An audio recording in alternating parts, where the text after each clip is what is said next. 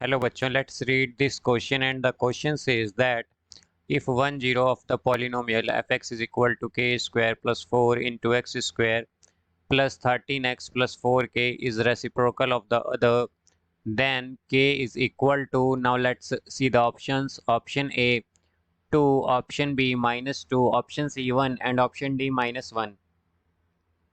तो आइए बच्चों, अब इस क्वेश्चन को यहाँ पर हम सॉल्व कर लेते हैं। इस क्वेश्चन में हमसे कहा गया है कि अगर एक एक जीरो हमारे पास इस पॉलिनोमियल एफ एक्स का रेसिप्रोकल है दूसरे के, तो हमें बताना है कि यहाँ पर के की वैल्यू क्या होगी। तो यहाँ पर बच्चों हम की कॉन्सेप्ट यूज़ करेंगे। की कॉन्सेप्ट यहाँ पर हम यूज़ करेंगे की concept that product of zeros, जो बच्चों प्रोडक्ट ऑफ जीरोज़ होगा यहाँ पर वो क्या होगा, प्रोडक्ट ऑफ जीरोज़ होगा हमारे पास, product of zeros is equal to C by A. तो बच्चों सी बाय ए के इक्वल होगा वो यहाँ पर। अब यहाँ पर अगर हम देखें तो हमारे पास कहा गया है कि एक एक जो हमारे पास रूट है या जीरो है वो दूसरे का रेसिप्रोकल है। तो अगर बच्चों यहाँ पर हम एक जीरो को मान लेते हैं अल्फा, लेट 1 0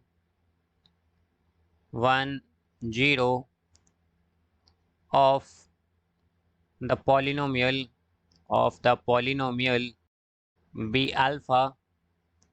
अगर हमारे पास एक अल्फा है बच्चों यहाँ पर बी अल्फ़ा, अगर एक पॉलिनोमियल हमारे पास अल्फ़ा है, यहाँ पर ये अल्फ़ा आएगा, अल्फ़ा है, तो हमारे पास देन अदर जीरो।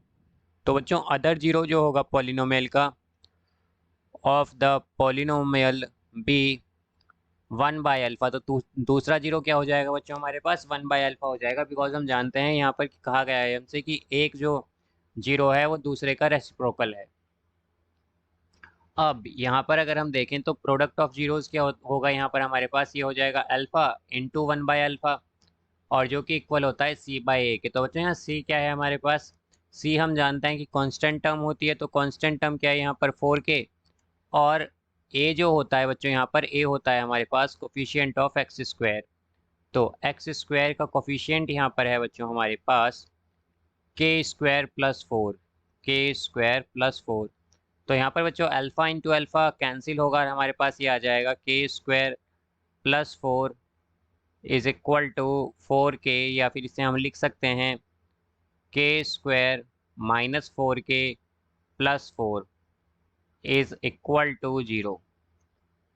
तो ये हमारे पास बच्चों कुछ इस तरह से होगा, या फिर हम कहें कि ये हमारे पास बेसिकली क्या है, ये हमारे पास k-2 का होल स्क्वायर है।